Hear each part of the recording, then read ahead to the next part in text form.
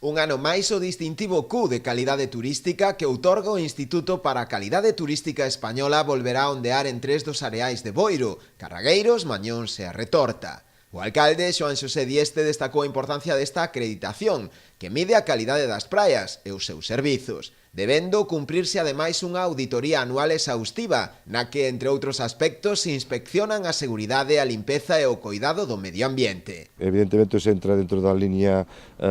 estratégica do Concello de Boiro de ter playas de calidade, aguas de calidade e sempre buscando a excelencia. A excelencia é o que nos dá acreditacións para que as nosas playas sexan desde o punto de vista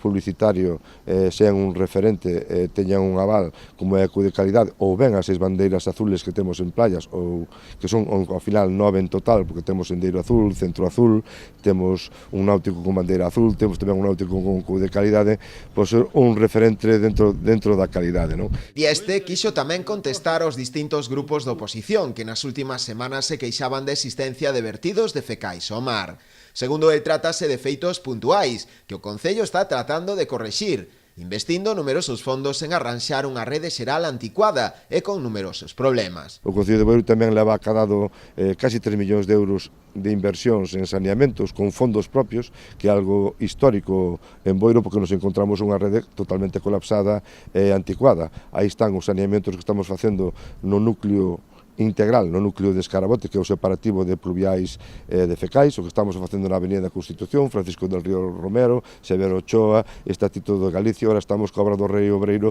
que é importantísimo para evitar eses colapsos que estamos tendo na rede de saneamento, que é unha rede antigua que ningún goberno tuvo a valentía de facer. Sí, se fixo o colector general, pero temos Cabo de Cruz, temos Escarabote, con alcantarillados de hai 50 anos e sin separativo. Segundo el, estas denuncias, flaco favor lle fan tamén a imaxe do Concello e o sector que vive do mar. Pero como se defenden os mariscadores? Dicindo que están faenando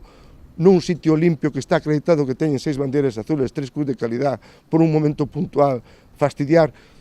todo o que é o orgullo dos mariscadores do Boiro, a tradición marisqueira de Boiro poñela en tela de xuízo.